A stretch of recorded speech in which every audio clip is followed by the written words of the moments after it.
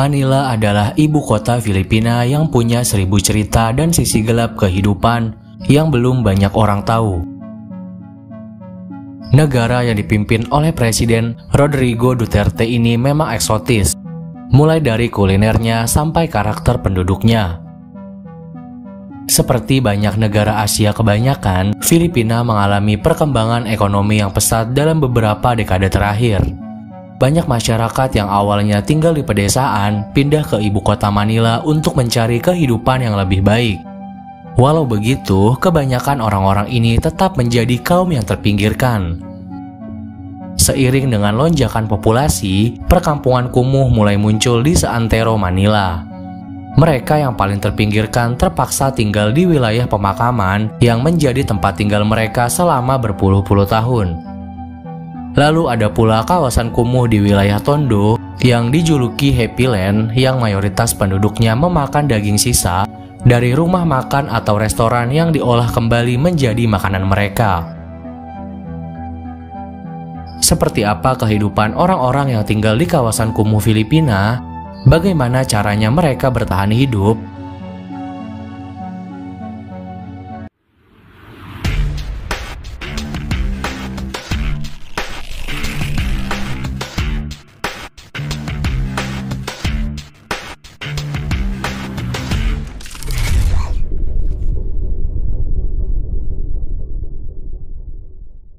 Kembali lagi di Fakta Menarik Channel yang bisa bikin kamu banyak tahu tentang dunia.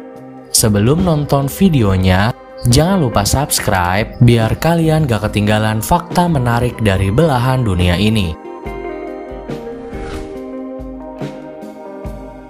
Kehidupan orang Filipina yang tinggal di pemakaman. Selain bangunan bersejarah peninggalan koloni Spanyol dan museum-museum yang unik yang berada di kota Manila, ada satu tempat menarik yang bisa dikunjungi di kota ini, yaitu Manila North Cemetery. Berada di kawasan utara, tempat pemakaman umum di kota Manila yang mempunyai dua fungsi, yaitu pemakaman sekaligus pemukiman. Pemakaman seluas 54 hektar ini dibuka oleh pemerintah Filipina sejak tahun 1904. Seiring dengan angka kemiskinan yang semakin meningkat, pemakaman ini dijadikan pemukiman.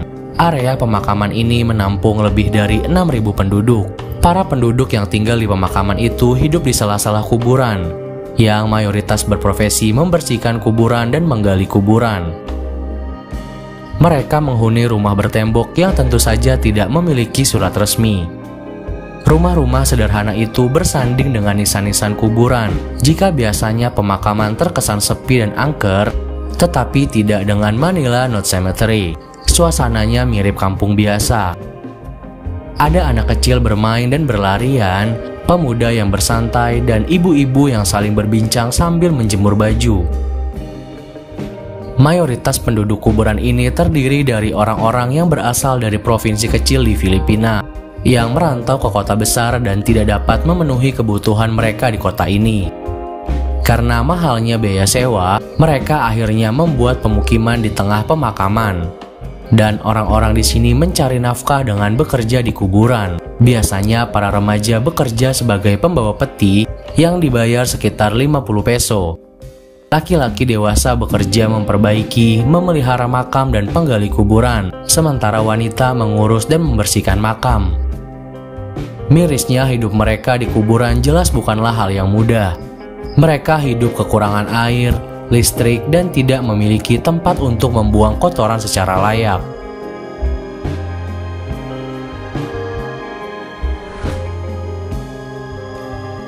Kehidupan di kawasan kumuh Manila. Tondo merupakan sebuah daerah yang dibangun di pinggiran kota Manila dengan kepadatan penduduknya 80.000 orang per kilometer persegi. Tempat ini juga dikenal sebagai Happy Land. Meski namanya yang mengindikasikan hal berbeda dengan bahasa Inggris, dalam bahasa Tagalog, Happy Land berarti tempat sampah yang berbau busuk. Di daerah ini, air bersih dan masalah kebersihan menjadi masalah utamanya. Pekerjaan utama penduduk yang tinggal di sini adalah memilah sampah atau barang-barang yang dapat dijual ataupun didaur ulang. Tanpa kawasan kumuh ini, ibu kota Filipina akan tertimbun limbah plastik yang tak kunjung surut. Selain sebagai pemulung, beberapa penduduk di sana mencari nafkah dengan mengumpulkan potongan daging ayam dan sapi dari sampah yang ada di tempat makan ataupun restoran, dan makanan ini dapat dikonsumsi oleh banyak orang miskin di Manila. Hidangan ini disebut pakpak. Pakpak adalah sisa-sisa daging ayam atau sapi yang telah dibuang oleh restoran atau kedai makanan, yang kemudian diolah kembali oleh beberapa orang untuk menjadi makanan yang dapat dikonsumsi kembali oleh masyarakat.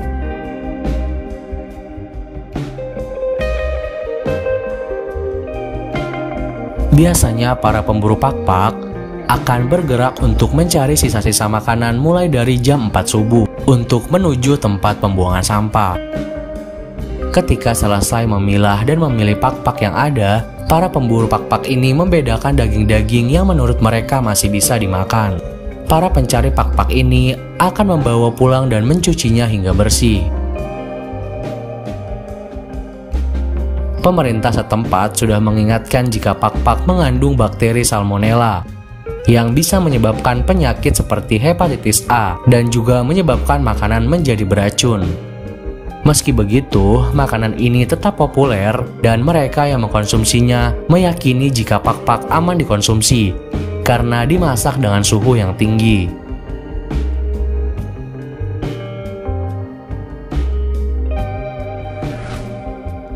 Nah, itu aja pembahasan tentang sisi gelap kehidupan dan cara bertahan hidup orang-orang yang tinggal di kawasan kumuh Filipina.